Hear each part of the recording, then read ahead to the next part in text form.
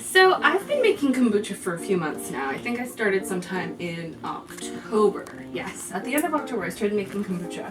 So I'm going to show you my process. This batch is done. This is a fresh SCOBY that has grown over the course of a couple of weeks. And I've got a couple other SCOBYs floating around in here. A SCOBY is a symbiotic combination of bacteria and yeast. And that is what makes the probiotic goodness of kombucha. So these are all looking fairly healthy. I could very easily pass one of these on to a friend and they could start making their own kombucha. And so what I do, every time I make a batch of kombucha, I reserve about 2 cups to start the next batch. That way it's all, the SCOBYs stay submerged in water while I'm brewing more tea and letting it cool, because you don't add boiling hot tea into your SCOBY mix. So I have these great bottles and a funnel, very important.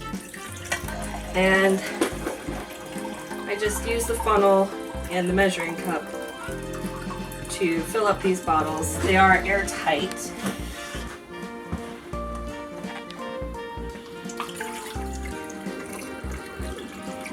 I don't remember quite how many days it's been, but it's been cold, so that means that the sugar doesn't get eaten up very quickly.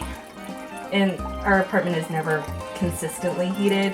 Ideally, you want to be between, I think, like 68 and 80 degrees Fahrenheit for brewing kombucha. I think we're maybe around, gotta be careful not to overfill. Around 66 is the lowest our apartment gets. Okay, that's plenty full. So the colder your apartment is, the longer you want it to brew so it gets less sugary. And it's already a little bit fermented because I think it's been maybe 2.5 weeks roughly since I started this batch. So it's already a little bit carbonated, which is nice. These bottles will sit out for 3 full days before I stick them in the refrigerator, at which point they'll be ready to drink. So it's just bottle conditioning to up the fermentation and the carbonation. And I'll start another batch as soon as I bottle up all of these. I just boil the biggest pot of water I can, and I pick out a tea that doesn't have a lot of added flavors or oils. My favorite lately has been Lapsang Souchong because it's a little bit smoky, and I love smoky flavors. So this is a Lapsang Souchong batch, the 3rd one I've made. The last one I made with Lapsang Souchong wasn't super smoky, and I don't really know why. Maybe I didn't use enough tea leaves or something. But, okay, that's good. It's really fun to make kombucha and do different things with it. You can infuse them. Like this would be a great stage to get maybe some fresh ginger or fresh beets to add to the bottle, and that'll add flavor to your kombucha. Now, officially you're not supposed to have any metal in your kombucha while it's fermenting. There's just a little bit of metal on this tap. It's just very convenient, so you're not supposed to do it, but I haven't had any issues with it. I don't know why you're not supposed to use metal, but it works for me because it's very convenient to transfer the kombucha from the jar into the bottles.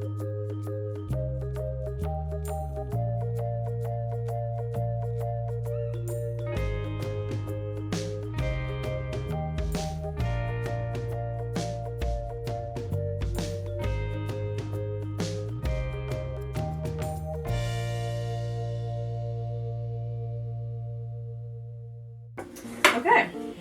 Yeah, so once you've got the tea fermenting in there, you just want it loosely covered with a coffee filter or paper towels. And yeah, next we gotta go ahead and start brewing some tea. I'll just transfer the SCOBYs back into the jar.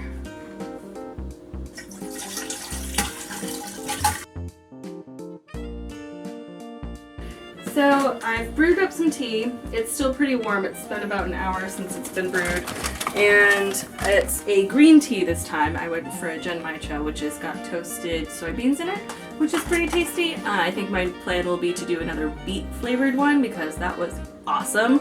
I don't know how much sugar is in here, but I think it's about a cup. That's a little less sugar than you probably should go with, but it's all I have. So I'm not even going to bother measuring. And, I mean, it really should be plenty of sugar anyway.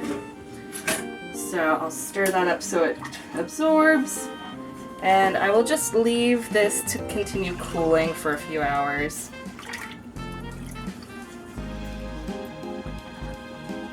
And then it'll be ready to transfer into the jar.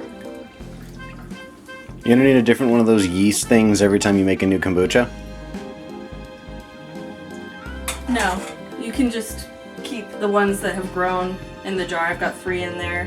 It doesn't like change the taste or anything like that, or? No, I've read about it a little bit, and people think that the thicker your SCOBY, the more alcoholic it'll be. The alcohol content's less than 3% easily, mostly maybe 1.5% generally. So, I mean, I just compost them when they start looking a little unhealthy. To me, an unhealthy SCOBY, well, if it's got any blue mold on it, that's definitely one you want to toss. I've only seen blue mold on mine like once before, and that was when I first started making it, and it was just like a tiny bit, so immediately into compost with that. I mean, the whiter they are, I think it means they're fairly healthy. A new one will grow every time you make a batch. It grows like a scum on top of the kombucha. So, yeah. It's the next day, and this is totally cool, so it's safe to transfer into the jar. This is just the easiest way I know.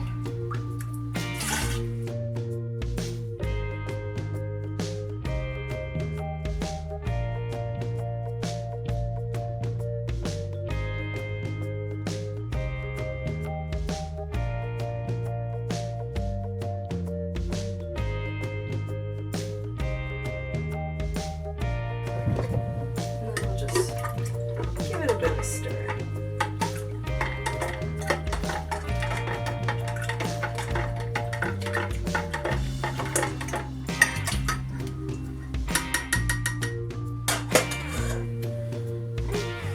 And now it's good to sit for a couple of weeks. I'll kind of take pictures as we progress so you can see the way that it brews.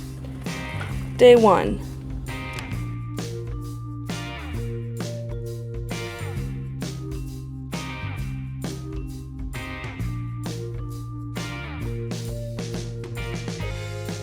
Yeah, so it's about 16 days since I started this batch of kombucha.